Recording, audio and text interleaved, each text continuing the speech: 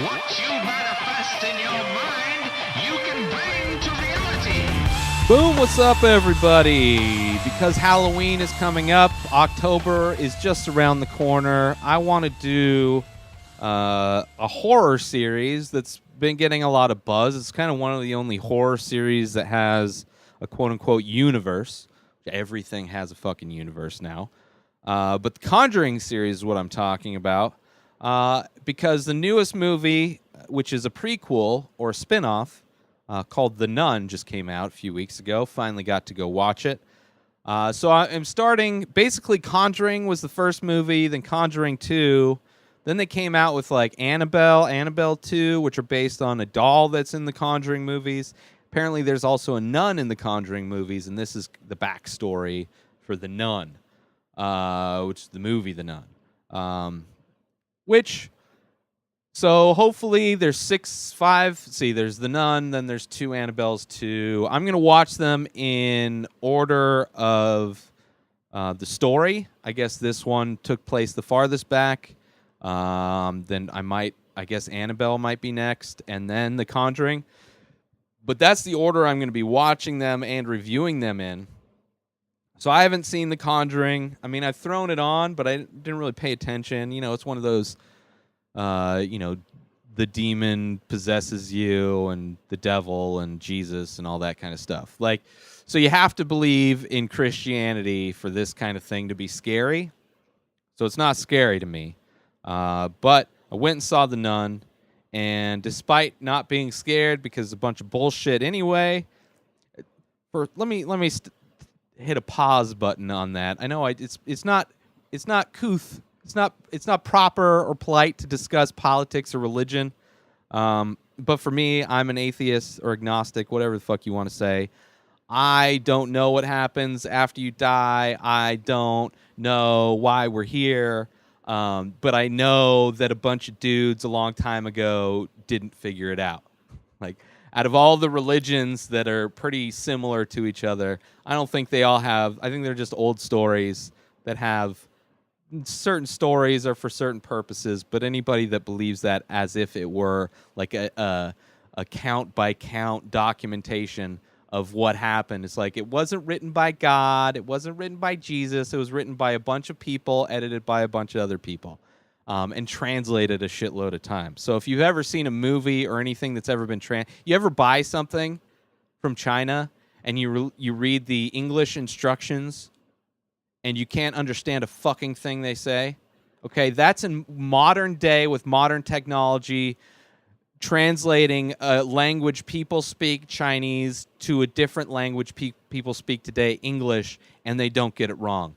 But for some reason, they were able to translate shit from dead languages into modern day language without any loss in translation. That is amazing. That in itself would be a miracle. I don't believe in that bullshit.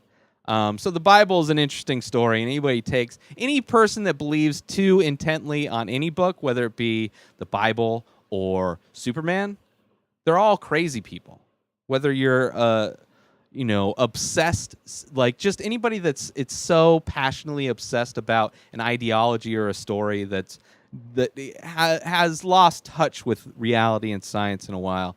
That's the true horror. That's the true craziness and delusion. But anyway, I digress.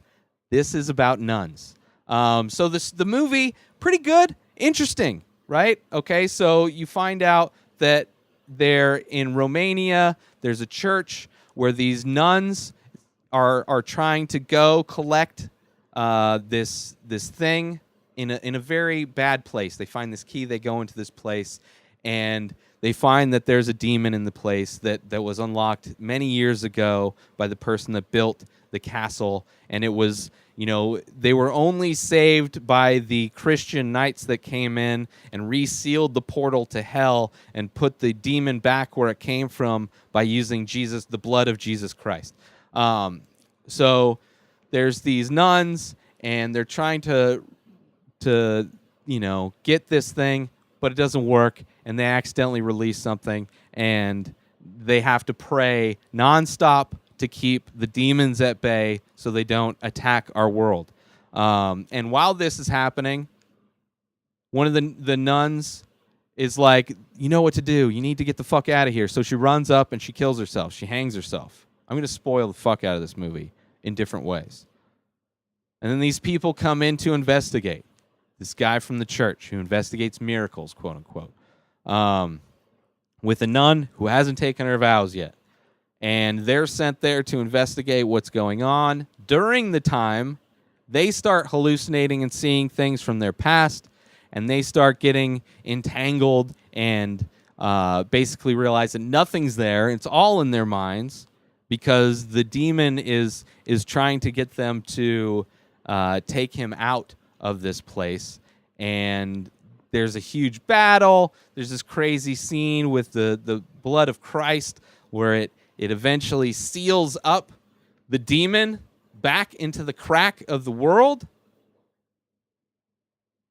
But the little guy that helped, the Frenchy guy that just was there to help, unbeknownst to everybody, had been apparently cursed and possessed partially by this demon, which only gets revealed later after everything's happened at this church where they go in, and there's some fun scenes. There's a scene where the dude that's going there to investigate has this kid gets hurt during a exorcism in his past, and that comes back to harm him, and he ends up buried alive. And there's these cool scenes where back in the day, people and science, there wasn't any science, and they didn't really know when people were dead, really.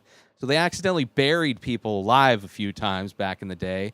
So they had to start burying people with a string in the coffin that goes up to the above ground, connected to a bell. So if any of the people that just lived their lives based on this old book of religion and they thought that was science and medicine, sometimes they'd bury people and you'd hear ringing in the cemetery, and that's like, oh shit, we buried somebody alive again. Let's go dig up Fred. So this guy gets buried alive, and it's this whole scene. But I didn't even it was just okay. There was even that scene, I was confused, right? She's digging for him. Just her reactions of things were very off. But it's a horror movie. It's whatever. It's just telling some backstory of the nun, and it's an interesting one, I guess, that is still there. I don't know. Well, I'll see how the nun has anything to do with, because it seems like the nun was killed at the end of this movie. The only way the demon survives isn't through the nun; it's through that dude Frenchie, and then Frenchie passes it on or something like that later on for the characters from the actual Conjuring are doing a lecture. I don't know if any of this episode makes sense. I really don't. It feels like I'm just gone on this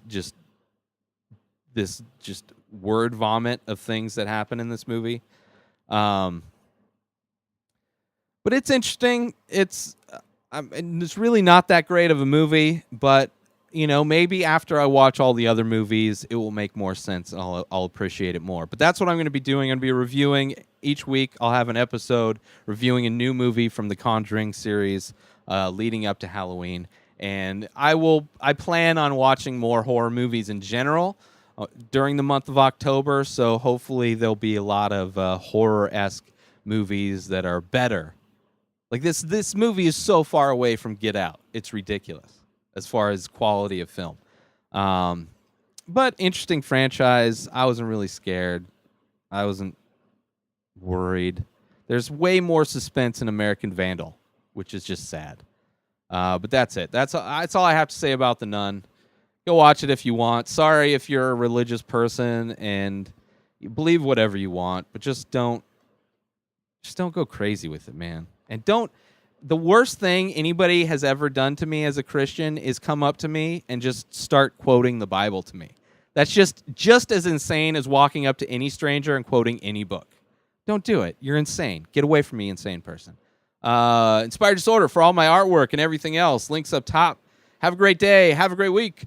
Peace out.